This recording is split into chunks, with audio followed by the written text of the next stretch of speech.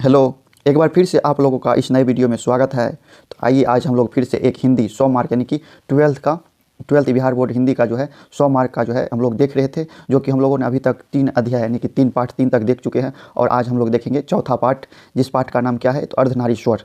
चौथा पार्ट अर्धनारीश्वर। तो आज हम लोग इसके जो है जितने भी इससे इंपॉर्टेंट क्वेश्चन बनने वाले हैं और सबको इस वीडियो के माध्यम से हम लोग देखेंगे। तो आप लोग भी इसको अभी से तैयारी करते रहे ताकि आगे आने वाले 12th एग्ज़ाम का जो है आप लोग का तैयारी होते रहे। तो चलिए हम लोग चलते हैं। और हाँ, अभी तक आप लोगों ने पहले 3 अध्याय का वीडियो नहीं देखे हैं तो आप लोग ज़रूर देख लें ताकि आप लोगों को जो है लाभ मिल सके, मदद मिल सके आने वाले एग्ज़ाम में। और आप लोग भी जो है अभी से तैयारी में जुट जाए ताकि आप लोगों का जो एग्ज़ाम जो आएगा फिर आप लोगों को ज़्यादा परेशानी नहीं होगा। तो चलिए हम लोग चलते हैं प्रश्न की ओर। तो किस टाइप का कैसा कैसा प्रश्न बनता है इस चैप्टर यानी कि इस अध्याय इस पार्ट के अंतर्गत। तो चैप्टर का क्या नाम है? तो चैप्टर का नाम है अर्धनारीश्वर, जो कि हम लोगों का हिंदी का जो है चौथा पार्ट है। तो चलिए हम लोग क्वेश्चन देखते हैं। तो पहला क्वेश्चन क्या कहता है कि जो है अर्धनारीश्वर पाठ के लेखक कौन है? अर्धनारीश्वर पाठ का जो है लेखक कौन है? तो इसका लेखक कौन है? तो रामधारी सिंह दिनकर, यानी कि ऑप्शन बी हो जाएगा इसका सही उत्तर। यानी कि जो है आप लोगों के लिए एक टाइप का चैप्टर वाइज जो है ऑब्जेक्टिव लाए हैं, जिससे आप लोगों को एग्जाम में मदद मिल सके, और जिसका आंसर हम लोगों ने नीचे दे रखा है। और तो चलिए हम लोग अगले प्रश्न की ओर चलते हैं। तो अगला प्रश्न है कि रामधारी सिंह दिनकर की रचना कौन सी है? यानी कि रामधारी सिंह दिनकर की रचना कौन सी है? तो कौन सी है? तो इसको अर्धनारीश्वर, यानी कि ऑप्शन डी हो जाएगा इसका सही उत्तर। तो इसी तरह जो हम लोग अगले प्रश्न की ओर चलेंगे। अगला प्रश्न क्या है कि दिनकर जी, यानी कि रामधारी सिंह दिनकर को हम लोग शॉर्ट में दिनकर जी कहते हैं, यानी कि दिनकर जी का जन्म बिहार के किस जिले में हुआ था? यानी कि दिनकर जी का जो है जन्म जो हुआ था या बिहार के किस जिले में हुआ था? तो इस बेगूसराय जिले, यानी कि ऑप्शन बी। यानी कि जो है ये तो बहुत ज़्यादा महत्वपूर्ण इंपॉर्टेंट है ताकि जो है, क्योंकि ये जो है रामधारी सिंह दिनकर का जन्मस्थल हमारे बिहार ही है, इसलिए ये और ज़्यादा महत्वपूर्ण हो जाते हैं। तो चलिए हम लोग फिर से अगला प्रश्न को देखेंगे। अगला प्रश्न क्या है? अगला प्रश्न है अर्धनारीश्वर में किस गुण का समन्वय है? यानी कि अर्धनारीश्वर जो है इस पाठ में जो है किस गुण का समन्वय है? तो इसमें किसका है? तो नारी और पुरुष दोनों के, यानी कि ऑप्शन सी हो जाएगा इसका सही उत्तर। आप लोग जो है एक बार जो है बुक जरूर, यानी कि किताब को जरूर पढ़ ले ताकि आप लोगों को जो है इस ऑब्जेक्टिव बनाने में आसान हो और आसानी से याद हो जाएगा। एक बार जो है ज़रूर पढ़े बुक किताब जो है ज़रूर पढ़ ले। तो चलिए हम लोग अगले प्रश्न की ओर चलते हैं। अगला प्रश्न है कि दिनकर जी की पहली, यानी कि दिनकर जी की पहली काव्य पुस्तक कौन सी है? दिनकर जी का जो है पहली काव्य पुस्तक कौन सी है? तो इसका कौन सा है? प्रणभंग, यानी कि ऑप्शन डी हो जाएगा इसका सही उत्तर। यानी कि दिनकर जी के द्वारा जो लिखा गया प्रथम पुस्तक जो है प्रणभंग थी। इसी तरह जो हम लोग अगले प्रश्न की ओर चले कि दिनकर जी की पहली कविता किस पत्रिका में प्रकाशित हुई? यानी कि पहली कविता जो है किस पत्रिका में प्रकाशित हुई? तो यानी कि यह जो है छात्र सहोदर, यानी कि ऑप्शन जो हो जाएगा ए हो जाएगा इसका सही उत्तर। तो इसी तरह जो हम लोग अगले प्रश्न को देखेंगे।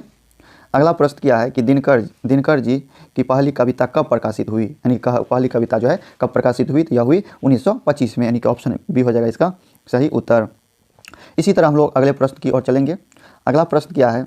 दिनकर जी के अनुसार यदि पति विचार है तो पत्नी क्या है? यानी कि दिनकर जी के अनुसार जो है कि यदि पति विचार है तो पत्नी क्या है? पत्नी भावना है, यानी कि पत्नी जो है भावना है, यानी कि ऑप्शन सी हो जाएगा इसका सही उत्तर। तो इसी तरह जो हम लोग अगले प्रश्न की ओर चलेंगे।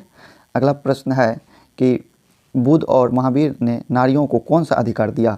बुद्ध और महावीर ने जो है नारियों को कौन सा अधिकार दिया? तो कौन सा अधिकार दिया? वह यानी कि भिक्षुनी होने की, यानी कि ऑप्शन बी हो जाएगा इसका सही उत्तर, भिक्षुनी होने की।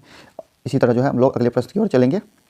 अगला प्रश्न है कि पुरुष जब नारी के गुण लेता है तब वह देवता बन जाता है, किंतु नारी जब नर के गुण सीखती है तब वह राक्षस हो जाती है। यह किसका कथन है? यह कथन किसका है? यह कथन जो है प्रेमचंद्र की है, यानी कि प्रेमचंद की, यानी कि ऑप्शन सी हो जाएगा इसका सही उत्तर।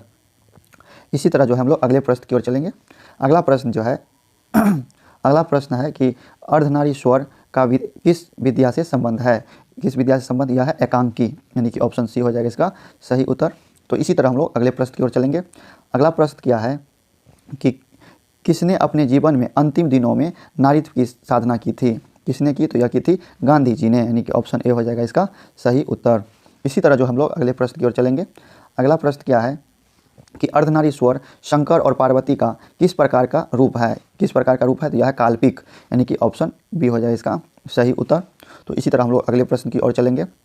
अगला प्रश्न है कि प्रेमचंद्र के अनुसार, यानी कि प्रेमचंद्र के अनुसार नारी जब पुरुष के गुण सीखती है तो वह क्या हो जाती है, तब जो है वह क्या हो जाती है, वह हो जाती है राक्षसी, यानी कि ऑप्शन डी हो जाएगा इसका सही उत्तर। इसी तरह हम लोग अगले प्रश्न की ओर चलेंगे।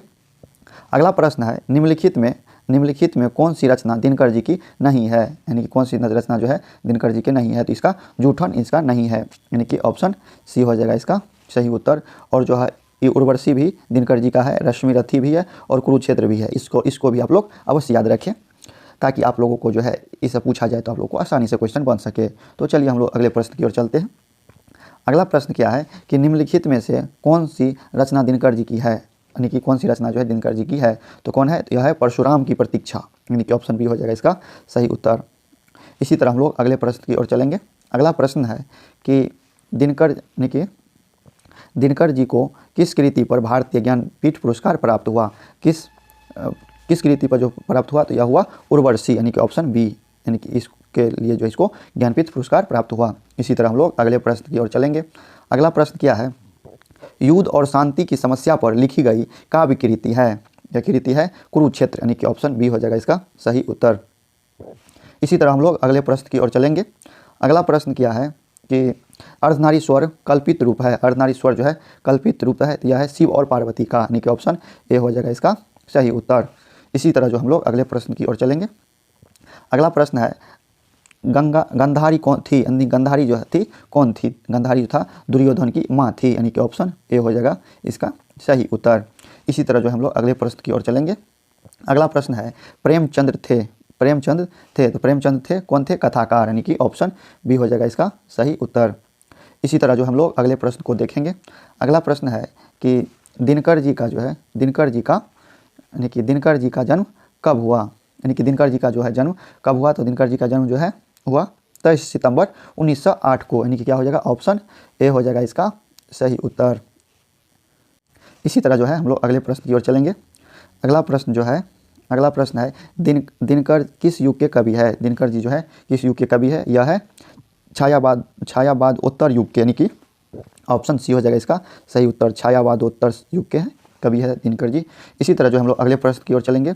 अगला प्रश्न है कि संस्कृत के 4 अध्याय किसकी कृति है, यह कृति किसकी है, तो यह कृति है रामधारी सिंह दिनकर की, यानी कि ऑप्शन डी हो जाएगा इसका सही उत्तर, यानी कि ऑप्शन डी जो है इसका सही उत्तर हो जाएगा। इसी तरह जो है हम लोग अगले प्रश्न को देखेंगे। अगला प्रश्न क्या है, यानी कि कौन सी कृति रामधारी सिंह दिनकर की लिखी हुई है, यानी कौन सी कृति जो है रामधारी सिंह दिनकर की लिखी हुई है। इसमें जो है शुद्ध कविता की खोज रामधारी सिंह दिनकर की लिखी हुई है।